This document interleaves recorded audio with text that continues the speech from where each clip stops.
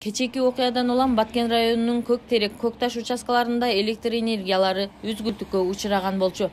Азыркы күндө эки тараптын тең адистери ошол жерлерде электр энергияларын оңдоп түзүүгө иштерин жүргүзүүдө.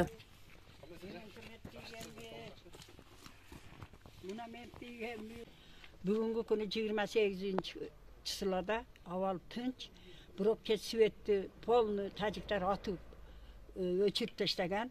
Азыр свет жок бизде. Жарыктандыруу вообще жок, свет жок иштерде. Эч ким менен байланыша албай атабыз. Светтин жоктугунан бүт телефондор өлгөн. Турабыз. Азыркы учурда иштеп атат экен, азыр качан күйөт деген маалыматтар барбы сизде? Менде маалымат жок. Качан күйөт, качан кылат? Мен ушу элдин эле коопсуздугу, элдин тынчылыгын эле көздөп турам. Гранатаны Көк Ташка төкөп таштап туруп, айылдын ичине түшкөн буларчы. Кетинде. Азыр биз айылдын ичине карап Көк Таштын эл баштады деп жалган айтыптыр.